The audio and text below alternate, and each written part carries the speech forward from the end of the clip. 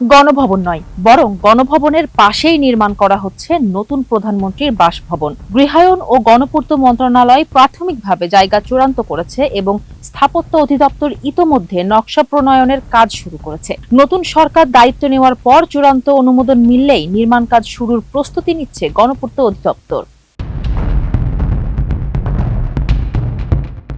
গণপূর্ত সংশ্লিষ্ট কর্মকর্তারা জানিয়েছেন, নতুন বাসভবনটি বহুতল হবে না, ফলে 2 থেকে 3 বছরের মধ্যেই নির্মাণ শেষ করা সম্ভব হবে। এই সময়ের মধ্যে প্রধানমন্ত্রী রাষ্ট্রীয় অতিথি ভবন যমুনা অথবা সংসদ ভবন সংলগ্ন স্পিকারের বাসভবনে অবস্থান করবেন। প্রয়োজনে ডেপুটি স্পিকারের বাসভবনও যুক্ত করা হতে পারে। সবকিছু নির্ভর করবে প্রধানমন্ত্রীর পছন্দের উপর। কোথায় হচ্ছে বাসভবন?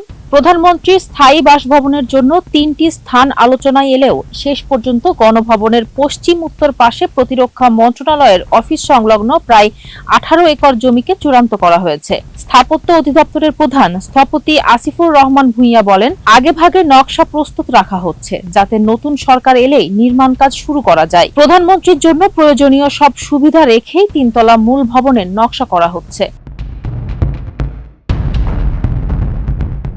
তবে নতুন বাসভবন সংসদ ভবন কমপ্লেক্সের মূল নকশায় কোনো ব্যত্যয় ঘটাবে কিনা এ নিয়েও প্রশ্ন উঠেছে। 1960-এর দশকে মার্কিন স্থপতি লুই আই কান শেরেবাংলা নগরকে পরিকল্পিত প্রশাসনিক এলাকা হিসেবে নকশা করেছিলেন, যেখানে খোলা জায়গা, সবুজ লেক ও প্রশস্ত সড়কের ওপর গুরুত্ব দেওয়া হয়েছিল। তবে নির্ধারিত এই জমিতে লুই আই কানের মূল পরিকল্পনায় কি ছিল তা নিশ্চিত করে কেউ বলতে পারেননি।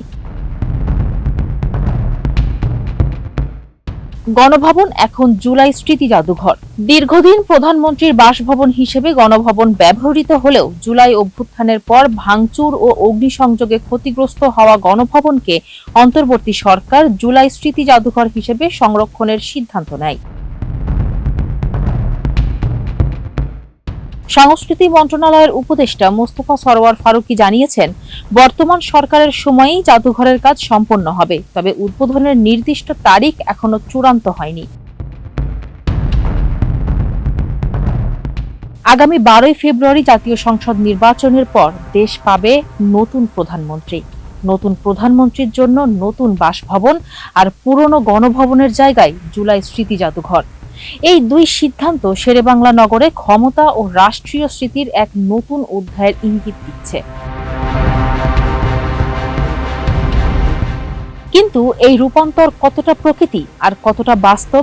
নতুন ঠিকানা কি কেবল নিরাপত্তা ও প্রশাসনিক প্রয়োজন মেটাবে, নাকি ক্ষমতার ভাষাও বদলাবে? ফারজানা হাসিন, মানবকণ্ঠ।